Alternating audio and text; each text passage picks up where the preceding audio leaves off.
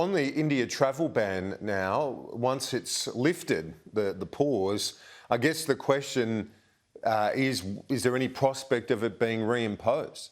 And there is. So the India travel ban lifts May 15 with repatriation flights being lined up.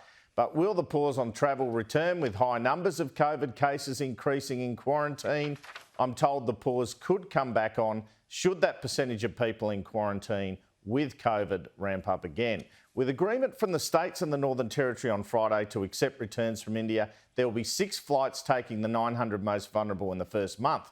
That's about 10% of the Australians trying to get back. But whether the flights remain in place or not, there have already been informal discussions in government about changing or staggering the penalties for citizens or permanent residents who return from a banned country. The 5-year jail maximum penalty for returning from India without 14 days in a third country has been very controversial, as we know.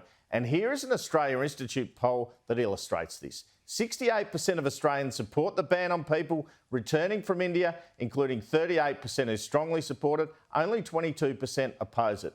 But half of Australians, 51%, agree that citizens should never be deprived entry, compared to 34% who disagree. So in a sense, there's support for shutting borders on health grounds, but concern around, indeed opposition to, jail sentences for Australians returning. We had a disturbing revelation in a Senate committee Friday that there were 173 unaccompanied Australian children stuck in India.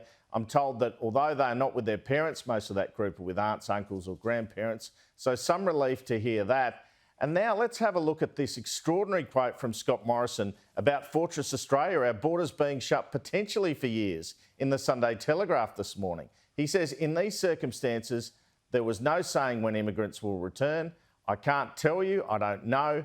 Now, as we look at COVID, it's not necessarily as a short-term thing, but as a medium-term challenge. That's where our minds turn. So, Kieran, even when we're all vaccinated, the Prime Minister's saying the borders could stay slammed shut.